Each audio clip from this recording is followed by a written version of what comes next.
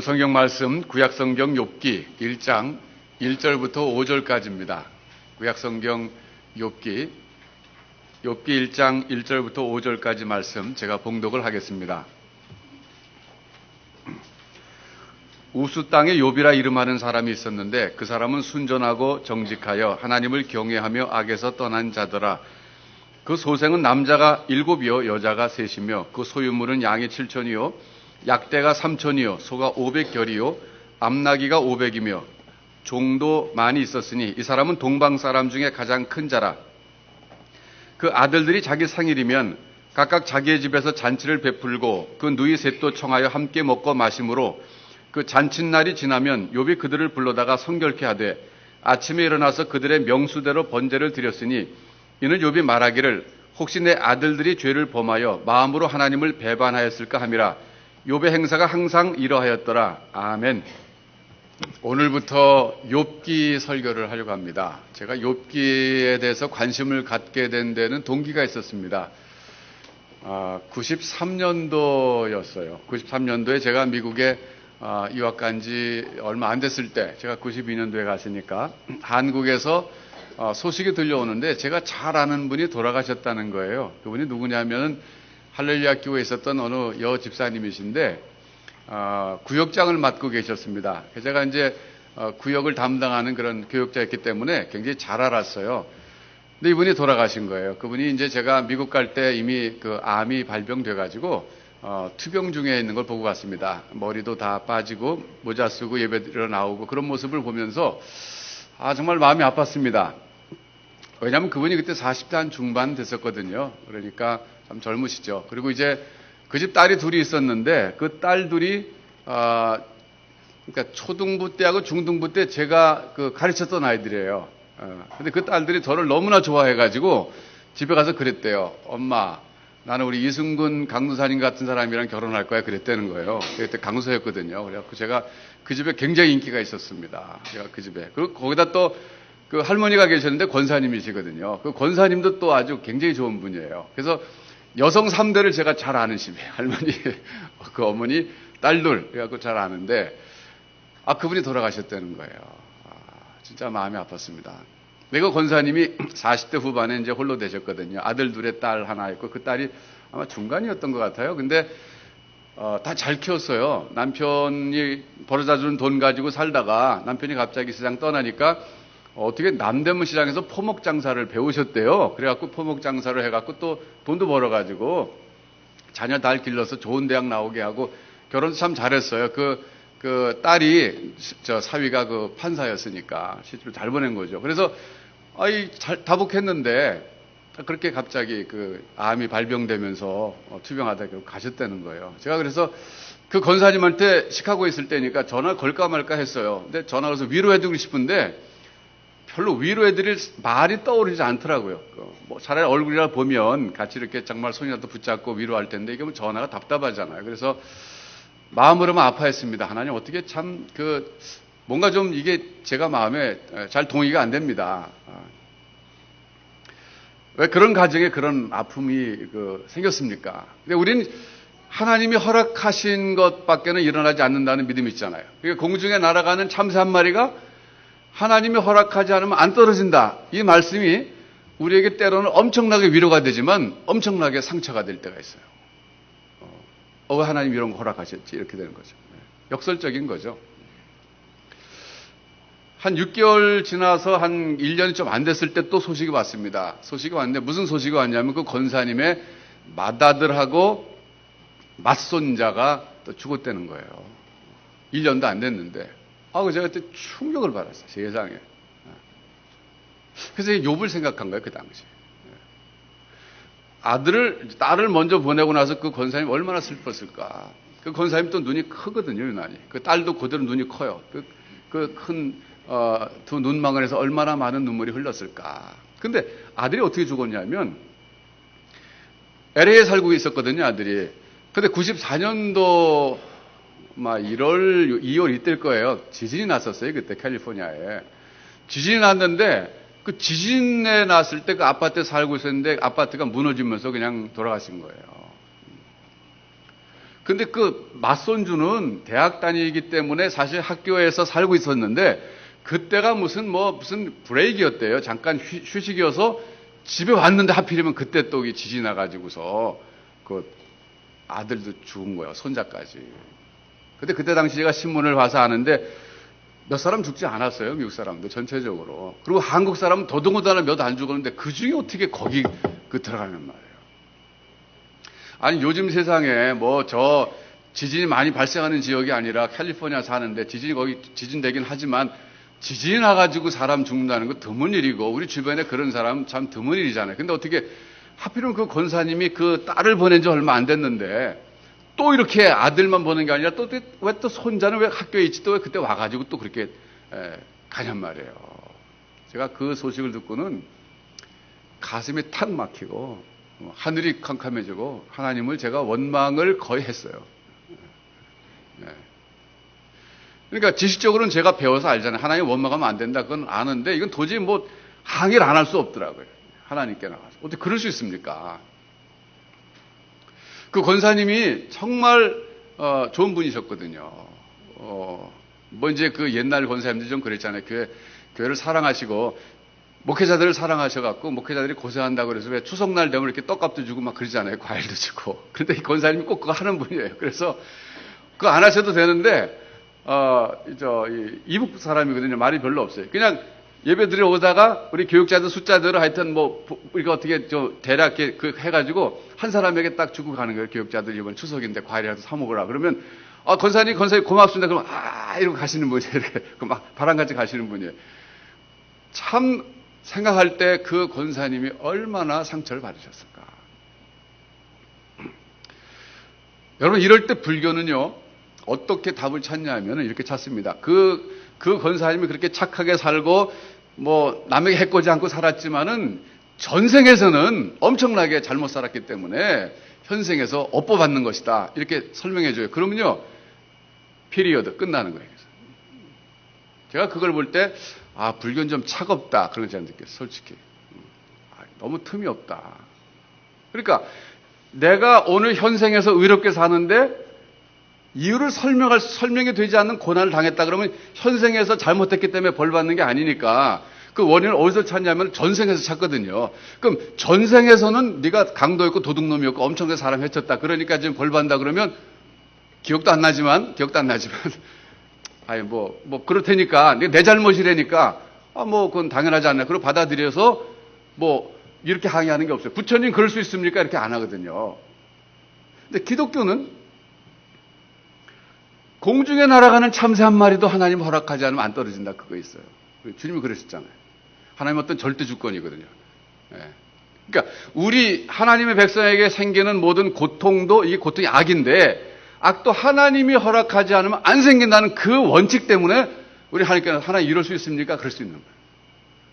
그러니까 저는 역설적으로 훨씬 저는 기독교가 인격적인 종교다라고 생각이 드는 거예요. 대화할 수 있잖아요, 어쨌든. 불교는 부처님 이럴 수 있습니까? 안 그래. 꼭 네가 전생에 잘못했기 때문이야. 그런데 뭐라 그래요, 그거는. 할 말이 없는 거예요. 그래서 여러분, 제가 욥기에 대해서 관심 갖게 된 거예요, 그때. 본격적으로. 이 욥기를 내가 연구해 봐야 되겠다. 이게 도저히 그냥 넘어갈 수 없다, 이거. 몇 번의 설교로 제가 욥기를 끝냈을지는 모르겠지만 이번에 욥기를 제가 설교하는 동안에 여러분들이 욥기 연구가가 되시기 바라요. 한번 연구해 보세요, 여러분들이. 제가 설교하는 거 들으시고 그걸 토대로 해갖고 거기서 끝나지 마시고 한번 욥기를 좀 정독해서 읽어보시고 특별히 욥기에 관한 해설서들이 있어요.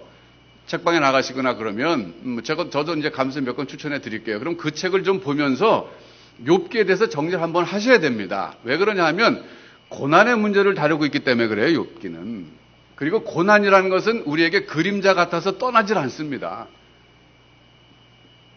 살아있는 것은 고난당한다는 것이에요, 어떻게 보면. 그러니까 고난의 문제에 대해서 나름대로 정리를 해놓지 않으면 이게 인생이 이해가 안 되는 거예요. 그래서 모든 종교가 고난에 대해서 나름대로 답을 찾고 있고 주고 있는 겁니다. 그런 점에서 볼 때 여러분 욥기에 대해서 이번에 한번 본격적으로 한번 연구를 좀 해보세요. 우선 첫째 하셔야 될 것은 주일날 빠지지 말고 제 설교 잘 들으시는 거예요. 그래 이해가 되실 테니까. 자, 그러면 오늘 이 1절부터 5절까지는 무슨 내용이냐면요. 고난받기 이전의 욥의 생활의 단면을 우리에게 보여줍니다. 아주 단면이에요. 우선 욥이 어떤 사람인지를 우리에게 알려주고 있습니다. 욥은 사회 경제적인 면에서 볼 때 동방에서 가장 큰 자라고 3절에 얘기하고 있습니다. 3절 보시면 그 소유물에 대해서 리스트가 나오는데 양이 7천, 약대가 3천, 소가 500결이, 암나귀가 500 정도 많았다 그래요. 오늘날 경제적 가치로 환산이 잘 안 됩니다. 제가 잘 모르기 때문에. 근데 분명한 것은 3절 마지막에 보면 이 사람은 동방 사람 중에 가장 큰 자라 그랬어요. 이 가장 큰 자라고 하는 것은 정치적 파워를 가졌다는 것이 아니라 경제적인 면에서 그렇다는 거니까 우리로 말하면 지금 재벌 중에 재벌이다 그런 뜻입니다. 거기다가 자녀까지 많았어요. 아들이 7명에 딸이 3입니다. 그러니까 정말 인간적으로는 부러울 것이 없이 인생을 살고 있었습니다. 그러니까 고난받기 이전에 욥의 생활이 사회 경제적인 면에서 볼 때 가장 큰 재벌이었고 자녀를 낳아서 행복한 인생을 살고 있었다. 그 얘기를 우리에게 해주고 있습니다. 자, 그 다음에 1절에 보면 이번에는 도덕적인 면에서 신앙적인 면에서 볼 때는 어떻게 인생을 살고 있었는가. 순전하고 정직하여 하나님을 경외하며 악에서 떠난 인생을 살았다. 그렇게 얘기하고 있어요. 여기 순전하다고 하는 것은 양심이 깨끗했다 그런 겁니다. 여러분 양심 깨끗하기도 참 어려워요. 정직했다는 것은 이익과의 관계가 올바랐다 그런 뜻이에요. 도덕적인 생활이 바랐다 그런 뜻입니다. 그 다음에 하나님을 경외했다는 것은 신앙적인 생활을 신앙생활을 바르게 했다 그런 얘기입니다. 또 악에서 떠난 사람이라고 하는 것은 거꾸로 선을 실천을 하는 사람이었다 그런 얘기입니다.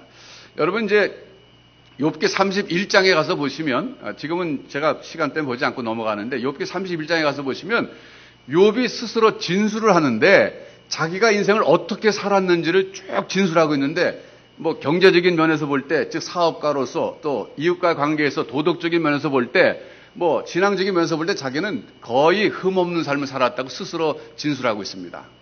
욥기 31장이 욥의 진술서예요. 나중에 찾아보세요. 그거 보면 정말 욥은 존경받을 만한 사람이에요.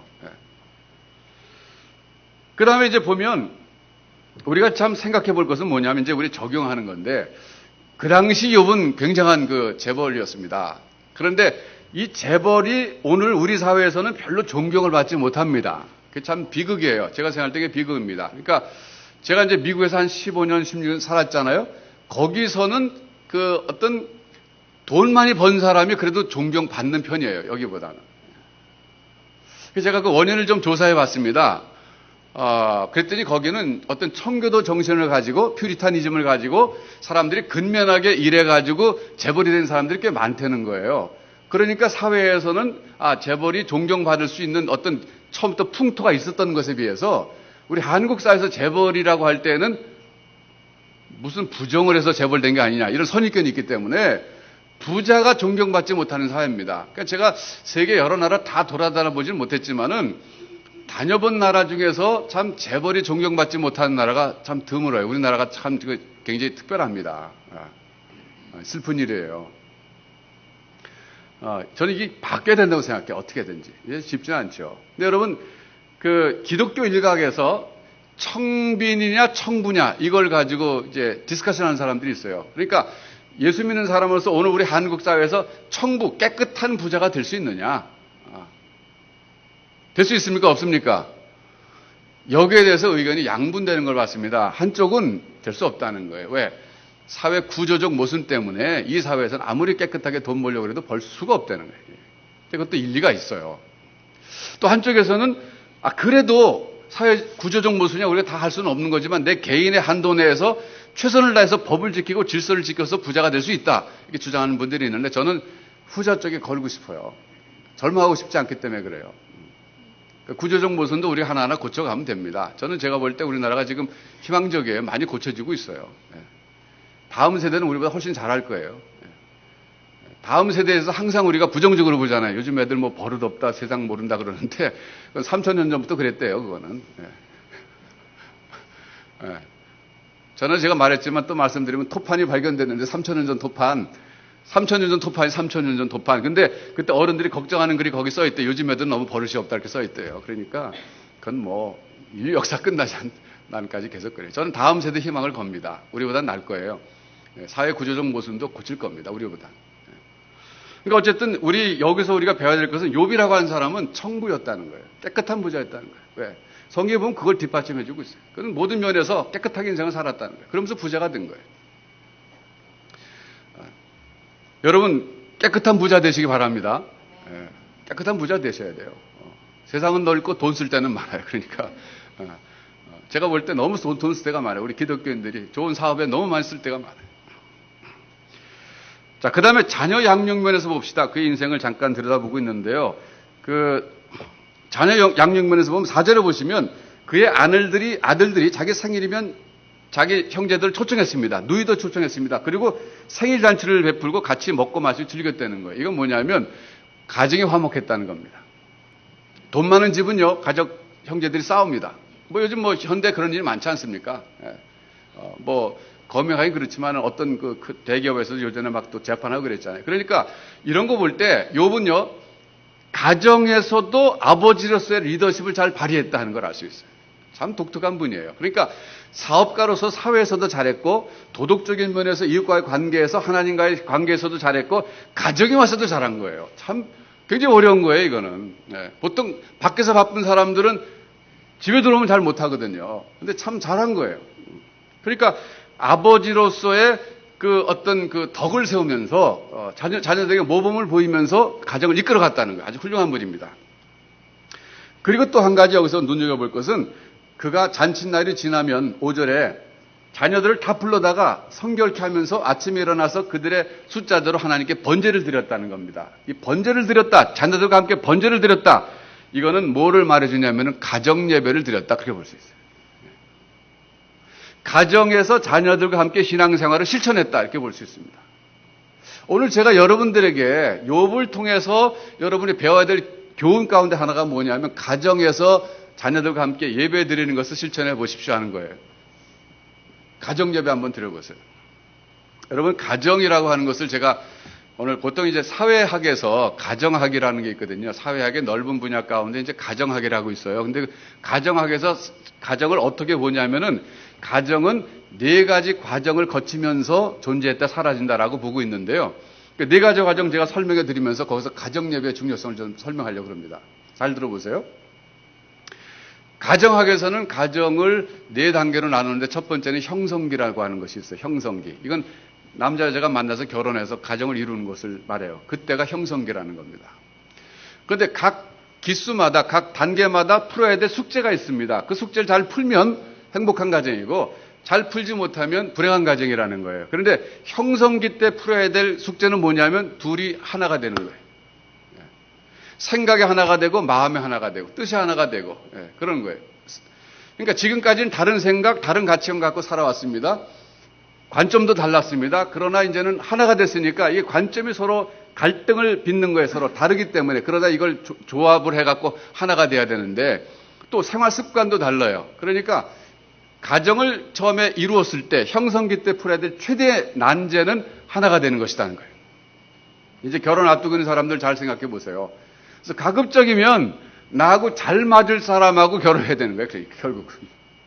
너무나 안 맞을 사람하고 맞으면 형성기 때 계속 싸우는 거예요. 계속. 습관도 그렇고 가정 분위기도 그렇고 뭔가 비슷하면 싸울 일이 죽어요. 너무 다르면 너무 싸우는 거예요. 그러니까 나하고 너무 달라서 좋다. 그것도 하나의 그거는 거의 모험에 가까운 거예요. 특별히 생각이 너무 다르다. 이건 굉장히 심각한 거예요. 생활 습관이 다른 거 조금씩 이해하면 되는데 생각이 틀리다 그러면 예를 들어서 돈에 대해서 생각이 완전히 다르다 그러면 이건 정말 심각해지는 거예요. 그러니까 그래서 이 가치관이 비슷한 사람, 그래서 성경은 그래서 사실 불신 결혼을 금하는 이유가 거기 있어요. 생각이 차이거든요. 믿는 사람과 믿지 않는 사람은 이 가치관이 확 다르기 때문에 그래서 어렵다는 거예요. 두 번째는 확장기예요. 형성기를 지나서 확장기로 들어가게 되는데 확장기가 뭐냐면 자녀가 태어나는 거죠. 가정이 확장되는 거예요. 이때 최대의 난제가 뭐냐면 자녀 교육입니다. 자녀들이 부모를 떠날 때까지가 확장기예요. 미국의 경우는 확장기가 한 18년이면 끝납니다. 18년에서 20년이면 끝나요. 왜? 대학 가면 끝나니까. 그 상대적으로 미국 사람들은 확장기가 짧은 데에 비해서 한국 사람들은 확장기가 엄청나게 길어요. 최근에는 자녀 환갑잔치까지 해줘야 된다니까 전 절망에 가까운 거예요. 그러니까 60년이 확장기.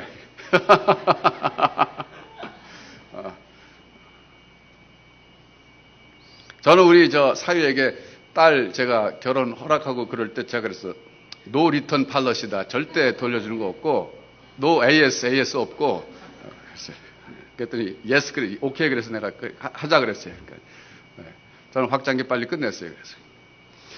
근데 여러분 이 확장기 때는 이 자녀 교육이 가장 중요한데, 자녀 교육을 잘하면 이때 행복한 거고, 자녀 교육이 잘 안 되면 이때 불행한 거예요. 그러니까 뭐 사업이 아무리 잘 되고 자기가 직장에서 아무리 승승장구 올라가도 자녀 교육이 제일 중요한 거예요. 사실은 이때가. 그래서 많은 가정들이 고통 겪는 이유가 이거예요. 그러니까 여러분이 이때 해야 될 게 가정 예배예요. 바로 이때. 제가 제 인생을 저는 이제 형성기 다음에 확장기 다음에 그 다음에 축소기예요. 축소기는 자녀들이 떠나서 엠티 네스트, 빈 둥지가 됐을 때가 축소기거든요. 그 다음에 마지막 단계는 배우자 한 사람이 세상 떠났을 때 해체기입니다. 해체. 가정 해체됐다. 이거는 좀 가정학에서 쓰는 용어라 좀 살벌해요. 좀 성경에서 쓰는 용어는 아니에요. 그러나 좀 살벌하죠. 그래도 그렇게 쓰니까. 그러니까 형성기를 지나서 그 확장기로 갔다가 그 다음에 축소기로 갔다 해체기 이렇게 거쳐간다 그러는데, 저는 이제 그 축소기로 왔거든요. 그래서 축소기로 왔는데 지금 이제 제 인생을 뒤돌아보면 이 확장기 때가 제일 행복했던 것 같아요. 아이들과 그래도 뭐 애들 공부 때문에 고민도 하고 뭐 애들 사춘기 지나면서 뭐 고통도 당하지만 그래도 그 기간이 그래도 행복했다. 여러분 제가 오늘 이 말씀드리는 것은 여러분이 지금 확장기에 있는데 너무 자녀 때문에 속 썩어도 그때가 행복한 줄 아시기 바랍니다. 그때가 행복한 거예요. 예. 그래서 이때는 우리가 이 확장기를 자녀 교육을 잘하면서 지나가야 되는데 뭐 여러 가지 방법이 있죠. 그렇지만 제가 성경적으로 여러분에게 줄 수 있는 어드바이스는 가정 예배를 드리시라는 거예요. 그 가정 예배가요, 이 집안의 어떤 중심축과 같은 역할을 합니다. 저는 이제 우리 가정에서 제가 자라날 때 우리 어머니하고 주로 가정 예배 드렸고, 저희 그 집사람은 이제 그 장인어른하고 원래 그 가정 예배 드렸는데, 두 집이 가정 예배 스타일이 완전히 달랐더군요. 알고 보니까. 저희는 이런 식이었어요. 우리 어머니가 은혜 받고 이제 가정 예배 드리자 그러면 일주일에 한 번씩 정도 드렸는데 막 불러 모아요. 그러면 예배를 딱 시작하면 찬송가를 보통 한 서너 장 불렀습니다. 그것도 1절부터 4절까지 한 번 부르는 게 아니에요. 반복해서 한 두 번, 세 번 불러요. 그리고 뭐 그 다음에 또 부르고 또 부르니까 찬송만 한 내 생각 한 20, 30분 하지 않았을까. 그 다음에 이제 우리 어머니가 대표기도 하시는데, 대표기도 했다면 제가 언제 한번 제 시간을 재봤어요. 40분 하시더라고. 그때 우리가 무릎 꿇고 했거든요. 그러니까 막 무릎 저리고 발 저리고 막 완전히 고통 그 자체예요. 그 다음에 설교를 하시는데 우리 어머니가 무슨 성경 배우셨겠어요. 그러니까 눈 감고 쭉 그리고 쫙 펴시면 주로 이사야, 예레미야 뭐 이렇게 예언서 부분이에요. 그러면 알레고리칼한 그런 비유가 많잖아요. 그 상징적인 용어 많이 나. 그럼 막 읽으세요. 그럼 정말 무슨 뜻인지 모르겠어요, 제가. 그러면 이제 그걸 끝나는 게 설교를 하신다고요. 설교를 하시는데 설교도 한참 하셨던 것 같아. 그리고 결론은 하여튼 예수 잘 믿어라 그거예요. 그 다음에 또 같이 또 기도하시는 거예요, 또. 그러니까 이게 예배가 한 2시간 가는 거예요, 길게. 그러니까 가정 예배 드리자 그러면 막 심장이 멈추는 거 같아요. 도망가고 싶은 거예요. 와. 그러니까 저는 어렸을 때 가정 예배는 진짜 지루하고 재미없고, 그거는 도망갈 수 있으면 도망가는 게 좋고, 이런 이미지가 생겼어요. 그건 참 불행한 거예요, 저에게. 근데 저 처갓집 예배 드린 거 보니까 정말 그건 좋더라고요. 아침에 일어나면 아침에 드렸어요. 그 집은 아침에 딱 드렸는데 그 집이지 그럼 뭐 거집에 경상도는 거집이죠, 거집. 근데 찬송을 한 장 부르는 거예요. 딱 한 장. 그것도 반복도 없어요. 한 장 딱 불러요. 그 다음에 아무것도 기도 안 해요. 그 다음에 성경 읽는데 성경도 한 장을 다 읽는 게 아니라 동그라미에서 동그라미까지 이렇게 읽어요. 그럼 돌아가면서 이렇게 읽죠. 그 다음에는 설교가 없어. 설교가 없어. 그 다음에는 기도를 대표로 한 사람이 해요. 그러면 15분을 넘기지 않는 것 같아요. 15분. 그 15분 넘기지 않으면 얼마나 좋아요. 좋잖아요. 그러니까 날마다 예배 드리는 거야, 그 집은. 그래서 이제 제가 결혼하고 나서는 절충안을 핀 거예요, 절충안. 양쪽 집을 합해갖고, 이렇게. 저는 이제, 결혼을 하면서 설교부터 창세기를 봤어요. 둘이서 애 없을 때 창세기 하는데 물론 설교는 없었죠. 둘이 할 때는 이제 성경 읽고 그랬는데 한 뭐 10분 15분 했는데 그러다 보니까 이 계시록까지 읽는데 10년 걸렸어요. 10년 만에 가정 예배를 통해서 일독을 했어요. 그때 굉장히 감격스러웠어요. 진짜 저도 이게 맞춰질 때가 있구나. 그러다 보니까 애가 태어났잖아요. 벌써 10년 지나니까. 그러니까 애들이 크면서 같이 예배 드리는 거예요. 근데 이제 미국 갔을 때도 예배가 계속 이어졌는데 저는 가정 예배 덕 봤습니다. 뭘 덕 봤냐면은 여러 가지 덕을 봤는데 우선 한국말을 유지시키는 데 도움을 봤어요. 애들이 뭐 미국 가보시면 아시지만 1년만 지나면 애들 혀가 꼬부라집니다. 걔네들. 그러니까 한국말 쓰지 않고 애들은 1년만 쓰면요 금방 미국 사람처럼 본토 발음 나오고 한국말 하면 선교사들이나 미국 사람이 한국말 하듯이 해요. 안녕하세요, 몰라요, 막 이런 식으로 막 혀가 꼬부라지죠. 특별히 이 L 발음이라는 게 이게 우리 한국말은 없잖아요. 우리 리을인데 리을은 거의 R 발음과 가깝고 L은 틀려요. 그러니까 몰라요 그런데 몰라요 이런다고요. 몰라요. 네. 그래서 이제 우리가 어떻게 했냐면 성경을 돌아가면서 애들 보고 읽으라 그래요. 가정 예배 때. 그러면 그 혀가 꼬부라진 게 나타나잖아요. 이렇게 읽다 보면. 그러면 제가 점잖게 혀펴라. 많이 꼬부라졌다. 혀펴라. 그럼 이제 딱 혀피고.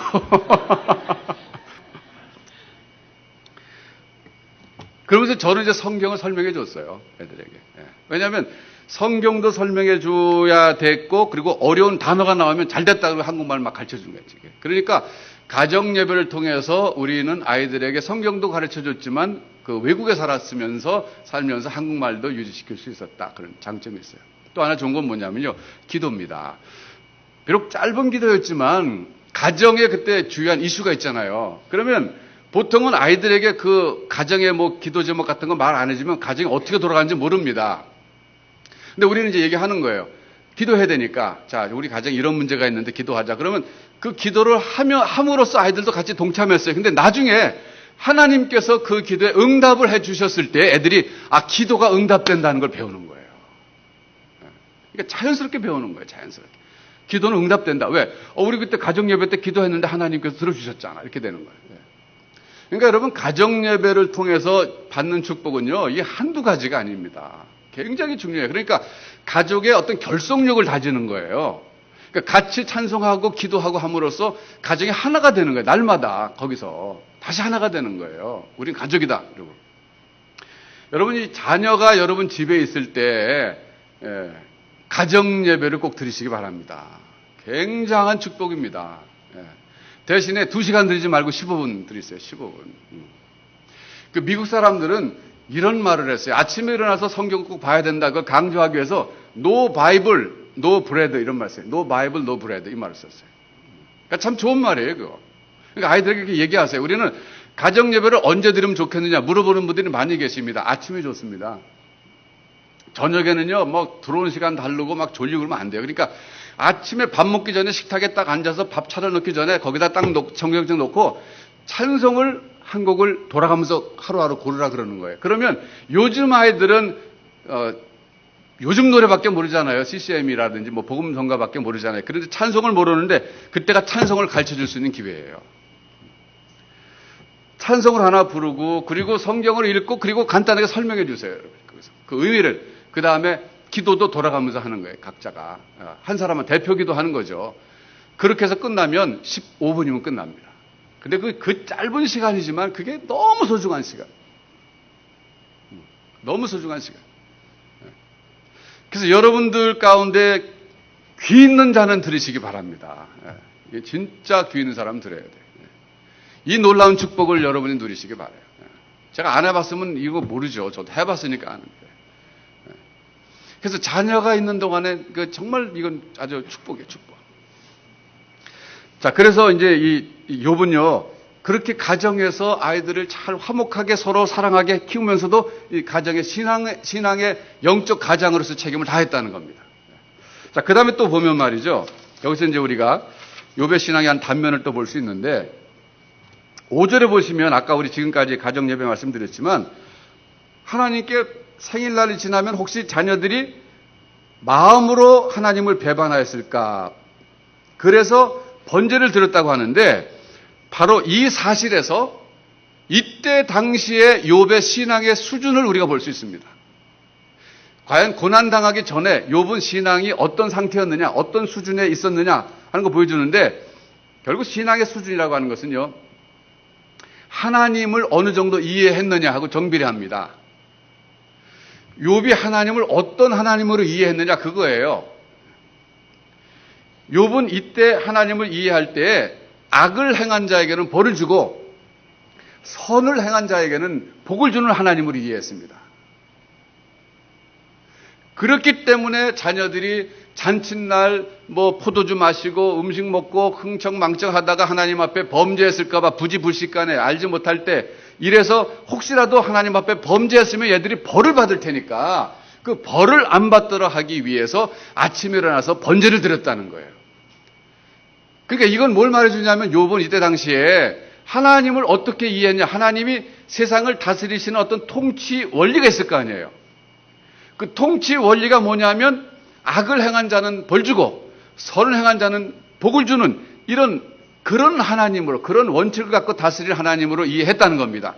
이거를 보통 다른 말로 바꾸면 심은 대로 거둔다는 원리를 가지고 다스리셨다라고 말할 수 있어요.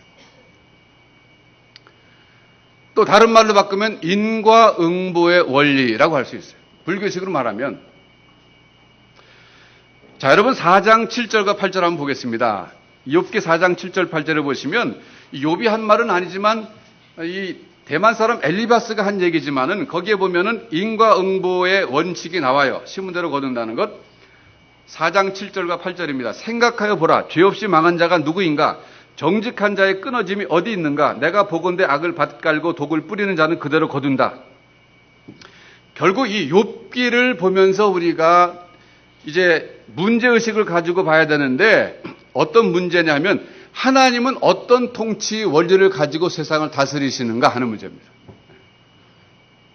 욥기 처음 시작할 때는 욥이 하나님께서는 심은 대로 거둔다고 하는 그 통치 원리를 가지고 세상을 다스리신다라고 이해하고 출발하고 있어요.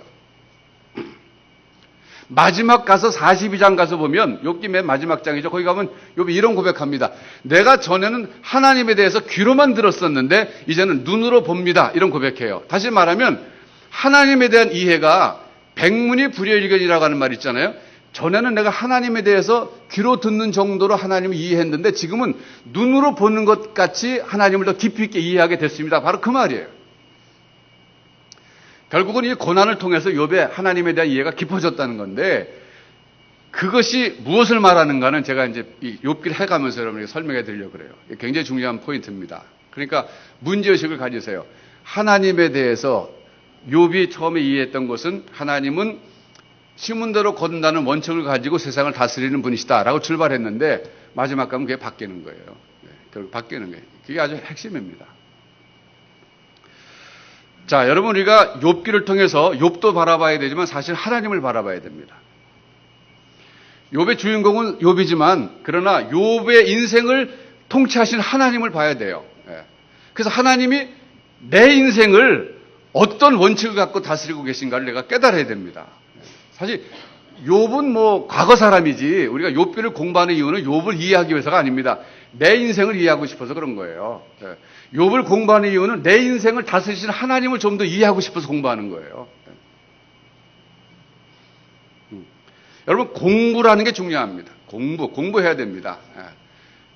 지금까지 내 인생을 이끌어 오신 그 하나님은 어떤 통치 원리를 갖고 이끌어 오셨는가를 지금쯤 여러분 평가해 보세요. 정당했는가 정당하지 못했는가. 다시 말하면 내가 수고하고 땀을 흘린 것만큼 나는 인생에서 보상을 받았느냐 받지 못했느냐 이 문제예요. 여러분 어떻게 생각하십니까? 여러분들은 인생이 여러분들에게 공평했습니까? 아니면 공평하지 않았습니까? 러시아의 유명한 그 푸시긴이라고 하는 시인이 그런 시를 썼죠. 비록 삶이 그대를 속일지라도 서러워하거나 노하지 말라. 얼마나 공감되는 고백입니까? 근데 그 다음 아세요? 잘 모르시죠?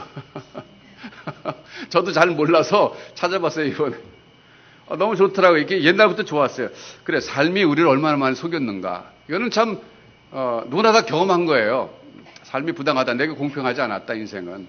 나에게 페어하지 않았다. 언페어했다. 그런 얘기잖아요.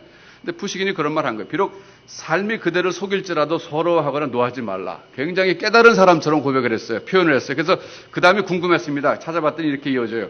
슬픔의 날엔 마음 가다듬고 자신을 믿으라. 이제 곧 기쁨의 날이 오리라.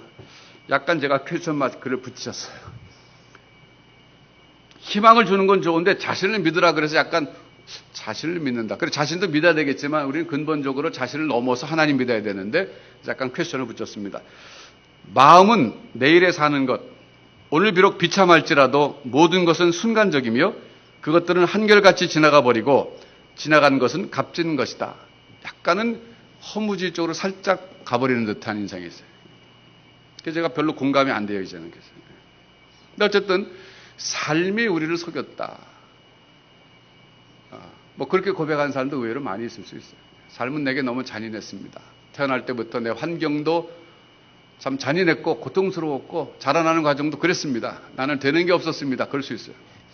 하나님은 내 인생을 너무 제대로 이끌지 않으셨습니다. 그럴 수 있어요. 뭘 하나님 모를 때는 내 팔자가 그렇겠다라고 할 수 있지만 하나님 알고 나서는 그럴 수 있어요. 그러나 여러분 공부해 보세요. 스스로. 결국 신앙은요.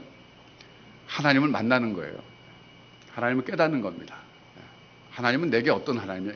그러니까 성경이 말하는 하나님이 아니라 이 성경이 말하는 하나님이 아니라 또 욥이 만난 하나님이 아니라 내가 만난 하나님. 그게 내 신앙의 그 기초입니다. 그게 있어야 돼요. 저는요 이 욥기를 통해서 제가 그래서 욥기를 공부하게 됐거든요. 아까 제가 어느 권사님 말씀드렸잖아요. 그 권사님의 그 정말 말로는 설명할 수 없는 인생의 고통을 통해서 제가 욥기에 대해서 관심을 갖고 욥기로 들어가서 봤는데 결론적으로 말씀드리면요. 저는 욥기를 통해서 고난을 본 게 아니라 복음을 깨달았습니다. 복음을 깨달았어요. 저는 그게 제게 큰 축복이었어요. 복음을 깨달았어요. 복음을. 이 욥기를 통해서 제가 깨달은 것은 정말 하나님은 너무나 참 은혜스러운 분이시구나 그걸 깨달았어요. 역설적입니다. 제가 어떻게 깨달았게 됐는지를 제 과정을 통해서 좀 설명해 드리려고 그래요. 저는 여러분에게 먼저 한 가지 부탁드리고 싶은 것은 욥기를 보실 때는 복음이라는 렌즈를 통해서 보시기를 바랍니다. 우리 시대는 이미 복음의 시대예요. 그래서 예수 그리스도라는 렌즈를 통해서 이 욥기를 봐야 욥기가 100% 이해가 됩니다. 결국 하나님은 어떤 통치 원리를 가지고 인생을 다스리시는가 그건데 나중에 제가 이제 설명드려야 되니까 지금 말씀드리면 이제 결론이 나오면 안 되잖아요. 이거는 연속극처럼 to be continue 이렇게 돼야 되는데 다음 주에 또 그래야 오실 거 아니에요. 정리하겠습니다. 개인적으로 여러분들이 앞으로 이 욥기를 통해서 정리하셔야 될 것은 하나님은 나의 인생을 지금까지 어떤 통치 원리를 갖고 다스려 오셨는가를 정리해 보셔야 되고요. 그러면서 현재 내 인생이 고통스럽고 힘들어도 한 가지 우리가 붙잡아야 될 것은 하나님은 변함없이 나를 사랑하시는 분이시다는 사실은 꼭 붙잡으셔야 됩니다. 어느 정도로 나를 사랑하시는가? 나는 다른 건 다 몰라도 자기 아들을 아끼지 아니하시고 우리 모든 사람을 위하여 내어주신 이가 그 나머지 모든 것을 우리에게 은사로 주지 아니하시겠느냐 그랬잖아요. 하나님의 사랑을 생각할 때는 다른 거 없어요. 하나밖에 없는 예수 그리스도를 보내신 그 사랑. 나를 위해서 대신 십자가에 못 박으신 그 사랑.